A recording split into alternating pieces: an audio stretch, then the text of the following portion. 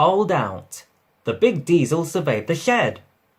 He said, "The engines gaped," he went on. At last, the engines found their voices. An inspector had to come and stop the noise. They held an indignation meeting early next morning round the turntable. Rumbled Gordon. Said James. Spluttered Henry. Burst out Donald and Douglas. But no one had any good ideas, and at last they all went off to work, except for Duck and Stepney. Said Duck.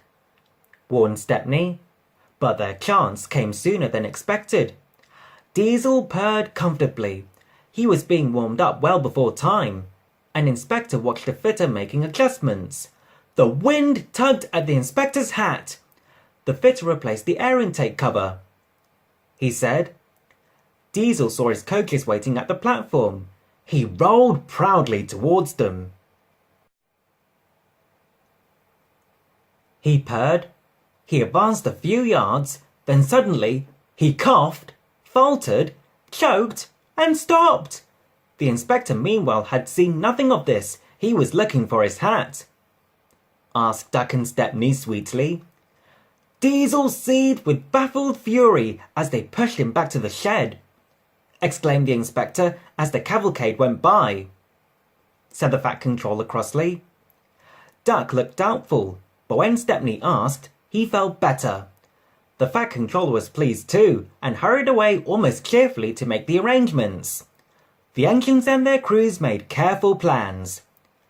Warned Stepney, so as they backed down, they dropped sand on the rails, rolling it firm with their wheels. Both controllers were there to see them off. Said the Fat Controller. Smiled Stepney. They stood waiting, sizzling with excitement, ready and eager to be off. At last, the guard's flag waved. The engines dug their wheels into the sand and gave a mighty heave. Puffed Duck, while Stepney barked excitedly in front. Moving carefully over the points, they reached the open line. Wuffed Stepney. Puffed Duck. Faster and faster they went, till their wheels were turning at such speed that the sidewads were merely blurs. Under clear signals, they whizzed through Edward Station and charged at Gordon's Hill beyond. They felt the drag of their 15 coaches here. It was hard work, but once over the top, the last 10 miles were plain running and they swept into the big station in fine style. Said Gordon. He chuckled, and still laughing, Gordon puffed away. Everyone was sad next day when Stepney had to go. All the engines who could came to see him off. The Fat Controller made a speech, and so did Stepney's controller. Donald and Douglas made everyone sing Auld Lang Syne, and then Stepney and his controller puffed off to a chorus of cheers and whistles. But what about Diesel? He'd slipped away the night before. He said goodbye to no one, but left two things behind.